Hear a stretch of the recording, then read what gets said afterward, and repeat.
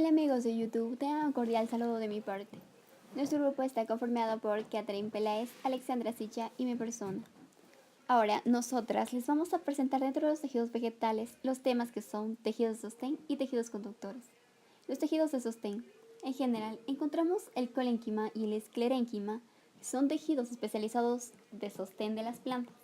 Están constituidos por células con paredes celulares gruesas. A pesar de compartir la misma función, esos tejidos se diferencian por la estructura y la textura de sus paredes celulares y por su localización en el cuerpo de la planta. En plantas de cierto porte, la función de soporte se lleva a cabo por los tejidos vasculares, fundamentalmente por el xilema. El colénquima es un tejido vivo formado por un solo tipo celular, la célula colenquimática. Se caracteriza por ser vivo, por tener paredes engrosadas y por tener una morfología alongada. Presentan una pared celular primaria gruesa. Se caracteriza por engrosamientos distribuidos de una manera desigual. Se considera pared primaria puesto que puede crecer en superficie, además de engrosor. Las paredes celulares de la célula colenquimática tienen una gran cantidad de plixinas y hemicelulosas, además de celulosa. Juntos confieren este tipo de características de resistencia y flexibilidad. Si a esto le sumamos que es un tejido vivo, y por tanto su capacidad para desarrollar y engrosar sus paredes celulares, podemos decir que es un tejido de sostén por excelencia de los órganos que se están alargando, ya que tiene capacidad de adaptarse al crecimiento de cada estructura de la planta. Es un tejido poco extendido en el cuerpo de las plantas, ya que generalmente no están presentes en las raíces, ni tampoco en estructuras con crecimiento secundario avanzado, donde es sustituido por el esclerénquima. Forma una especie de cilindro continuo o bien se organiza en bandas discontinuas. También existe un tipo de colénquima asociado a las fascias vasculares denominado colénquima fascicular. Si la pared celular es engrosada de forma desigual, pero no deja espacios reticulares, tenemos el colénquima angular. Están en paredes tangenciales externas e internas. Tenemos al colénquima laminar. Si el engrosamiento de la pared deja espacios intercelulares y tales engrosamientos están cerca de dichos espacios intercelulares, tenemos entonces al colénquima lagunar, o bien si el engrosamiento es uniforme alrededor de la célula, tenemos entonces al colénquima anular. El esclerénquima presenta dos tipos de células con pared engrosada, pero esta es secundaria y lignificada en las paredes maduras. La palabra esclerénquima significa duro, seco y áspero.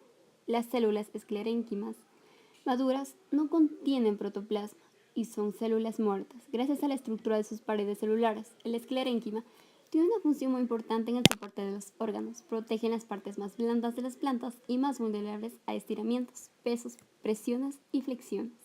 Por eso, aunque está distribuido por todo el cuerpo de las plantas, es más abundante en tallos y hojas. El tejido esclerénquimático es complejo. Los dos tipos de célula que lo componen se distinguen principalmente por su forma, su origen y su localización. Las fibras son células alargadas de extremos puntiagudos, con una pared celular secundaria. La pared celular de la fibra madura puede estar tan gruesa que a veces ocupa completamente el interior de la célula. La mayoría de las fibras son células muertas en la madurez, aunque se han encontrado elementos fibrosos vivos en el xilema. Las fibras de las hojas de algunas macotiledóneas son comercialmente importantes en la manufactura de ropa y otros tejidos. Las fibras rodean el cilindro vascular en tallos con crecimiento secundario, denominadas fibras pericíclicas.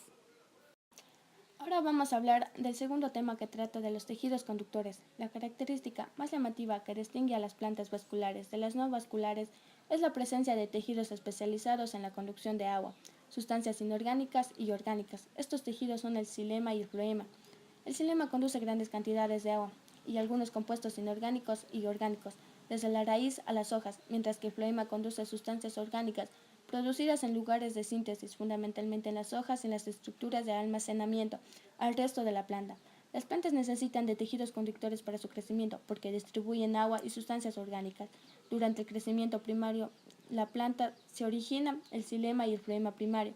El xilema y el floema, bien primario o secundario, se localizan próximos a los distintos órganos de la planta. La organización de los tejidos conductores en el tallo y la raíz es diferente. Además, el xilema y el floema están formados por distintos tipos de células.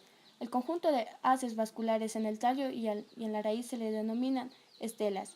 El xilema, también llamado leño, se encarga del transporte y reparto del agua y sales minerales provenientes fundamentalmente de la raíz al resto de la planta, aunque también transporta otros nutrientes y moléculas señalizadoras. Esto también es el principal elemento de soporte mecánico de las plantas, sobre todo en aquellas de crecimiento secundario. La madera es básicamente xilema. El xilema nos encontramos con 4 tipos de células principales. A. Los elementos de los vasos. B. Tranquiadas. C. Células parenquimáticas. Y D. Las células de sostén. El xilema primario es el primer tipo de xilema que se forma durante el desarrollo de un órgano de la planta y está formado por protoxilema y metaxilema. El xilema secundario se produce en aquellos órganos con crecimiento secundario a partir de cambium vascular. Es el tejido de conducción maduro en las plantas con crecimiento secundario junto al floema secundario. El floema, llamado liver, es un tejido de conducción formado por células vivas. Su principal misión es transportar y partir por todo el cuerpo de la planta las sustancias carbonadas producidas durante la fotosíntesis. El floema está formado por más tipos celulares que el xilema. Se compone de 2 tipos de células, los elementos conductores y los no conductores. Las células parenquimáticas son células asociadas al floema. La denominación células acompañantes son células parenquimáticas que están estrechamente asociadas a los elementos conductores del floema. El floema primario es el primer tipo de floema que aparece en los órganos en desarrollo.